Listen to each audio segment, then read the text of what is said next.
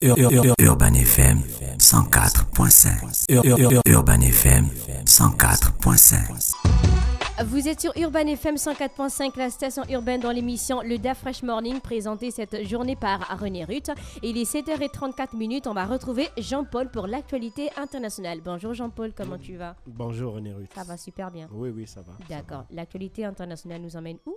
Aujourd'hui, nous allons revenir sur un autre sommet aussi qui s'est déroulé la semaine dernière. Il faut savoir que le week-end dernier, jeudi et vendredi, il y a eu une actualité quand même assez chargée au niveau international. Et donc, nous allons revenir sur le sommet des BRICS. Les BRICS, c'est le sommet. Brésil, Russie, Inde, Chine, Afrique du Sud. Exactement. C'est un sommet qui avait été créé en 2009 justement pour être une espèce de sommet alternatif à celui du G7, qui est le sommet des 7 pays les plus industrialisés. Alors, si tu veux, les BRICS se vaut aussi un sommet économique, un peu comme celui du G7, à la seule différence qu'on ne met pas l'impact sur l'industrie. En fait, on ne parle pas des pays les plus industrialisés parce que ce ne sont pas les pays les plus riches, le G7, ce sont les pays les plus industrialisés, c'est-à-dire ceux qui ont un outil productif parmi les plus développés dans le monde. Donc le G7, lui, il met l'aspect sur un autre facteur, c'est l'aspect démographique. Parce qu'il faut savoir que ces 5 pays-là, donc le Brésil, la Russie, l'Inde, la Chine et l'Afrique du Sud, c'est 42% de la population mondiale et c'est un quart du PIB mondial. En 2021, c'est l'équivalent de 23 000 milliards de dollars, ces 5 pays-là. Et donc, ils veulent aussi montrer, si tu veux, au reste de la communauté internationale qu'il y a un autre monde possible, il y a un autre système international possible que celui mis en place par les Occidentaux et qui est dominé par les Occidentaux. Donc, eux, ils considèrent que le système actuel, c'est un système unilatéral, unipolaire, dans lequel tout le monde, le reste de l'humanité, et donc quand on dit le reste de l'humanité, ils s'adressent là en particulier à l'Asie et à l'Afrique, sont obligés d'être arrimés derrière, si tu veux, l'Europe et les États-Unis. Et donc, eux, ils veulent qu'on ait un rééquilibrage au niveau international, il y ait un rééquilibrage au niveau de la planète. Et c'est la raison pour laquelle ces pays-là avaient commencé à se réunir chaque année, comme un peu le G7. La différence cette année, c'est que à cause de la crise en Ukraine, ce sommet qui devait se faire en présentiel a dû se faire en virtuel. Et donc, néanmoins, il y a eu quand même quelques délégations qui se sont déplacées du côté de Pékin. Et au cours de ces 2 jours d'échange-là entre les 5 présidents, ils ont voulu revenir sur un certain nombre d'éléments. D'abord, rappeler la nécessité, si tu veux, de modifier, si tu veux, la gouvernance mondiale, c'est-à-dire que le système des Nations Unies tel qu'il est actuellement, avec à son cœur un conseil de sécurité dont les 5 membres permanents, sur les 5 membres permanents, on a 4 membres qui sont des pays occidentaux. Ils trouvent que c'est un système qui est déséquilibré et qui est fortement en faveur des pays occidentaux et ça leur donne trop de pouvoir et c'est la raison pour laquelle ils peuvent se permettre parfois de violer le droit international, de ne pas respecter, si tu veux, de ne pas respecter les résolutions qui sont prises au sein de ce Conseil de sécurité-là, parce qu'ils bénéficient d'un privilège qu'on appelle le droit de veto. Ça, c'est la première chose. Donc, il y a là une nécessité de rééquilibrer la gouvernance, donc le Conseil de sécurité, en y incluant les 2 grands continents qui sont exclus véritablement à leurs yeux, à savoir l'Afrique, où aucun pays ne figure au sein du Conseil de sécurité en tant que membre permanent avec un droit de veto, et l'Asie, où il n'y a qu'un seul pays qui figure en tant que membre permanent avec un droit de veto, donc en l'occurrence la Chine. Donc, à ce niveau-là, ils estiment qu'il y a un rééquilibrage à faire. Et puis, la deuxième chose, c'est que ce sommet du BRICS, les pays ont également parlé de la situation en Ukraine pour non pas condamner la Russie et demander à ce que des sanctions soient prises, mais plutôt pour rappeler 2 choses. 1, le respect de la souveraineté des États, d'une part, et d'autre part, le fait qu'il fallait au contraire mettre tout en œuvre pour au contraire susciter le dialogue entre la Russie et l'Ukraine et non pas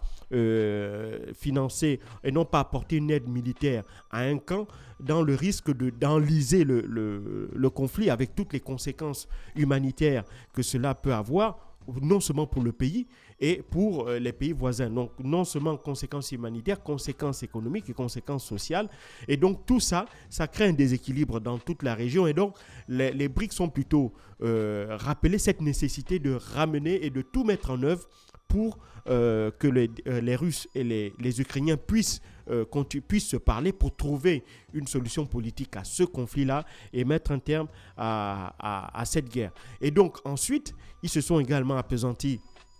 sur la situation économique mondiale et notamment sur les risques de crise alimentaire liés justement à cette guerre en Ukraine. Les 5 pays ont rappelé évidemment la nécessité pour les Occidentaux de lever les sanctions parce qu'ils considèrent que ce n'est pas la Russie qui est à l'origine, qui est responsable de la crise alimentaire qui se pointe, ce sont plutôt les Occidentaux de leur point de vue parce qu'ils estiment que ce sont les sanctions occidentales qui empêchent justement la livraison des céréales qui partent d'Ukraine et de Russie. D'abord, au niveau des sanctions, il y a le fait que la Russie ne peut pas utiliser d'euros et de dollars, alors que jusqu'à présent, l'achat de ces denrées alimentaires-là, de ces céréales-là, se faisait dans ces 2 devises-là. Ça, c'est la première chose. La deuxième chose, c'est que du fait du renforcement, du fait de la guerre et de l'intensification du soutien militaire apporté à l'Ukraine, ça fait que la Russie soit aussi dans une position défensive et c'est cette situation-là qui fait qu'au niveau par exemple de la mer Noire, il y a le problème de déminage et il y a aussi le problème de passage des bateaux. Les Occidentaux estiment que ce sont les Russes qui bloquent le passage des navires ukrainiens qui ont dans leur cargaison les céréales,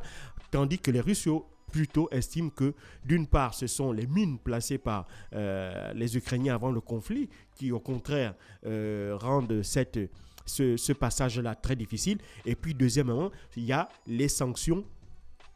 qui pèsent notamment sur la Russie et qui l'obligent à avoir cette attitude-là défensive. Donc, ça, il y a cette question-là et donc la volonté et surtout la nécessité de trouver une solution à cette situation parce que l'Afrique du Sud, par exemple, qui est le seul pays africain qui est membre de ces BRICS-là. Donc, si tu veux parler au nom du continent africain et rappeler la nécessité de trouver absolument une solution parce que les risques de pénurie alimentaire avec les risques de famine sont véritablement réels, étant donné qu'il y a de nombreux pays, pas seulement africains, mais aussi asiatiques, qui dépendent véritablement de ces céréales ukrainiens et russes. Donc, la volonté affichée de dire aux Occidentaux qu'il faut que vous leviez les sanctions parce que ce sont ces sanctions-là qui, en réalité, font qu'aujourd'hui, il y ait ce risque-là de pénurie à l'échelon mondial. Et puis, on a parlé également de développement avec la question, selon les BRICS, d'accélérer, si tu veux, le transfert des technologies des pays du Nord vers ceux du Sud, parce que c'est ce transfert de technologies-là qui va permettre le développement de ces derniers et éviter la multiplication des crises comme on peut le voir actuellement. Ils prennent pour exemple justement le fait que cette crise alimentaire est due au fait que les pays africains et les pays asiatiques soient fortement dépendants si tu veux, des produits alimentaires européens du fait qu'il n'ait pas accès notamment aux engrais et qu'il n'ait pas accès aux semences. Et donc, cette incapacité, cette difficulté à accéder aux engrais et aux semences avec le faible niveau de développement économique, donc la faible disponibilité des ressources, fait que les États n'ont pas la capacité d'investir massivement dans l'agriculture. Et donc tout ça fait que ça se ressent aujourd'hui dans ces pays-là du fait qu'ils ne soient pas en situation d'autosuffisance alimentaire et donc ils doivent régulièrement, si tu veux, importer des denrées alimentaires de l'étranger. Et donc, à la moindre crise, comme c'est le cas actuellement en Ukraine, ces pays-là sont immédiatement exposés à des risques de famine qui sont réels et qui sont extrêmement dangereuses pour leur population. Donc, il y a la nécessité de mettre en place ce transfert de technologie-là. Et enfin, les pays du BRICS aussi ont réitéré leur volonté de coopérer entre eux, leur volonté d'accentuer la coopération, une coopération tout azimut en ces pays membres, même si l'on sait que cette coopération-là, tout azimut, va être difficilement réalisable dans la mesure où, par exemple, le rapprochement que l'on a pu observer le 4 février dernier, 20 jours avant le début de l'offensive russe contre l'Ukraine, entre la Chine et la Russie, avait été très mal perçu par l'Inde, parce que l'Inde, c'est un autre géant asiatique qui est aussi un frontalier à la Chine et avec lequel ils ont justement des différents frontaliers. Il ne faut pas oublier qu'au mois de novembre dernier, il y avait eu des incidents qui opposaient les armées indiennes et chinoises justement au niveau de leurs frontières communes. Et donc, le fait que la Russie se soit rapprochée de la Chine, d'abord pour des raisons économiques, parce qu'il faut savoir qu'à la même période, l'année dernière, l'importation de pétrole russe en Chine a augmenté de 55%. Et donc, ce rapprochement-là, même si aussi les importations de pétrole russe en Inde a été multiplié par 9, n'empêche que les Indiens sont assez frileux lorsqu'ils voient ce rapprochement entre un puissant régional vers un autre puissant qui est aussi un rival régional. Et donc ça, évidemment, ça a été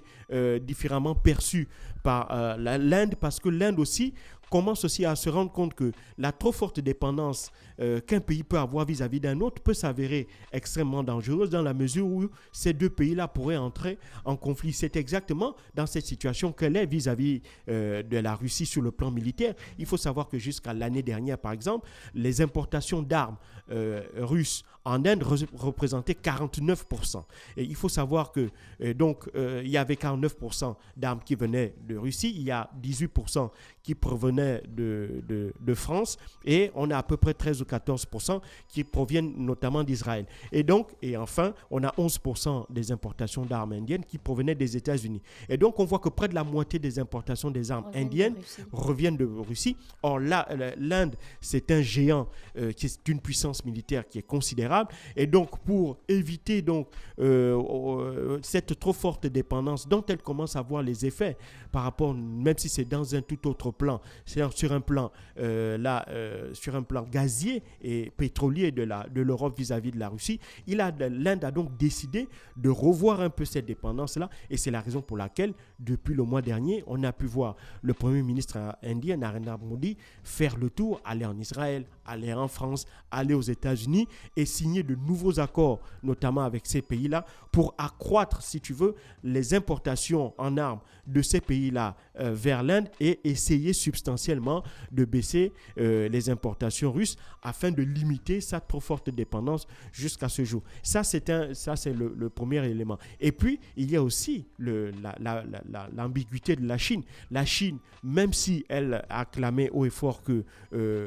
elle allait maintenir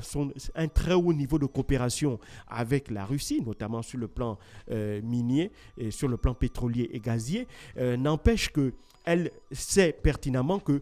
cette proximité-là doit avoir une limite, et il y a un Rubicon à ne pas franchir, c'est par exemple un soutien militaire. On sait que les Occidentaux tablent sur un essoufflement de l'industrie militaire en Ukraine, parce qu'ils estiment que grâce aux sanctions et grâce à l'embargo qu'ils mettent en place contre la Russie, il va forcément arriver un moment où l'industrie militaire russe ne pourra plus suivre la cadence de production pour pouvoir soutenir le conflit en Ukraine, et que donc à partir de ce moment-là, la Russie va commencer à sentir les effets de cet embargo et de ces sanctions, et c'est là où ils espèrent qu'il y ait un retournement de situation sur le terrain avec peut-être une reprise en main du côté ukrainien. Je pense qu'ils n'avaient pas prévu ça. S'ils avaient prévu ça, mais tout ça, ce sont des calculs. Maintenant, reste à voir. Mais les Occidentaux estiment que ce plan-là risque de tomber à l'eau si, évidemment, la Chine décide de franchir un autre palier, c'est-à-dire pas seulement un accord, pas seulement une coopération économique, mais si la coopération bascule vers une coopération militaire avec des livraisons d'armes, par exemple chinoises, vers la Russie, là, évidemment, les plans sur lesquels tablent les Occidentaux sur un éventuel renversement de la situation à partir de cette fin d'année 2022 ou début d'année 2023, pourrait tomber à l'eau. Et donc, les États-Unis menacent déjà la Chine de nouvelles sanctions si celle-ci franchissait le Rubicon, à savoir d'entrer dans une forme de soutien militaire vis-à-vis de la Russie, quand bien même les Occidentaux ne se cachent pas. Ils livrent des armes à l'Ukraine, mais ils craignent que la Chine puisse elle aussi entrer dans la danse en apportant une aide militaire à la Russie. Et donc, la Chine sait que en l'état actuel, elle ne veut pas subir de nouvelles sanctions, même si la tension, on sait les tensions économiques entre la Chine, la guerre économique que se livre la Chine et les États-Unis dure depuis près de 6-7 ans. Et donc, la Chine sait que dans cette situation géopolitique mondiale où il y a une très forte instabilité, où il y a de très fortes tensions, et donc, elle sait que ces tensions géopolitiques ont un impact sur son économie, même si jusqu'à présent, elle n'est pas véritablement touchée. C'est-à-dire que les effets liés, par exemple, à l'inflation sont moindres en Chine par rapport en Europe, par exemple, ou en Amérique du Nord, où son économie est en train de reprendre, parce qu'il faut savoir qu'elle a dû encore confiner ces 2 derniers mois, et ce n'est qu'il y a à peine 1 mois, enfin disons même 3 semaines, que véritablement son économie a repris, et donc elle est encore, si tu veux, dans une période de reprise, et c'est une période trop sensible pour pouvoir essayer d'être dans un nouvel affrontement avec les Occidentaux dont elle est dépendante en termes de technologie, en termes d'équipement, etc. Donc, ces nouvelles technologies-là, elle sait et elle a besoin, si tu veux, de l'architecture économique là, qui est dominée par les Occidentaux. Elle a besoin de ce système monétaire-là encore pour fonctionner. Et donc, elle sait qu'elle n'est pas en capacité pour le moment de, par exemple, afficher ses velléités de conquête de Taïwan, même si elle n'a jamais caché sa volonté de récupérer cette île-là. Mais néanmoins, elle sait que apporter un soutien militaire à la Russie, avec le risque de voir de nouvelles sanctions occidentales lui être imposées, pourrait être fatal à son économie au moment où celle-ci est en train de reprendre. Donc, elle limite pour le moment son soutien à la Russie à un domaine purement économique, en augmentant, si tu veux, les importations de pétrole russe sur son territoire, parce que la Chine, c'est quand même 2 millions de pétrole qu'elle consomme par jour, et donc elle a 2 millions de barils de pétrole qu'elle consomme chaque jour, et donc ça, évidemment, le pétrole russe est la bienvenue, parce que les Russes vendent ce pétrole-là aux Chinois à un prix qui est en deçà des cours mondiaux actuels. Donc, la Chine a besoin du pétrole russe, et pour ça, elle ne doit pas sanctionner la Russie, elle ne doit pas la condamner, elle doit la soutenir politiquement, mais évidemment, elle sait que son soutien ne doit pas dépasser le domaine politique et économique, et ne doit surtout pas entrer dans le domaine militaire, parce que les risques de sanctions qui pourraient peser sur elle pourraient lui être pas fatal, mais pourraient lui porter un coup dur à une période aussi sensible que celle qu'elle traverse actuellement. Donc, voici en fait planter le décor de ce 14e sommet des BRICS, c'est-à-dire que ces pays-là donc ont enfin le dernier point que j'ai failli oublier, c'est-à-dire que les 5 présidents ont lancer un appel en réalité vers les pays d'Afrique et les pays d'Asie pour les rejoindre afin de former une espèce de communauté internationale qui soit alternative à celle que l'on observe ici dans le système des Nations Unies actuel, avec ce Conseil de sécurité, comme je l'ai dit, qui est dominé par l'Occident, avec ce système monétaire international qui est dominé par l'Occident. Donc la Chine, la Russie, le Brésil, l'Inde et l'Afrique du Sud disent aux pays d'Amérique, notamment Amérique du Sud, disent aux pays d'Asie, disent aux pays d'Afrique que rejoignez-nous, parce que nous avons la capacité de mettre en place un système qui soit plus équitable, qui soit plus juste, qui soit multipolaire et où les droits et la souveraineté des États soient véritablement respectés. Merci à Jean-Paul qui revenait sur l'actualité internationale concernant les BRICS. Retrouvez sa rubrique sur la chaîne YouTube de la radio Urban FM 104.5, la station urbaine. On se retrouve dans quelques instants pour la suite des programmes d'Urban FM. 104.5 Urban FM 104.5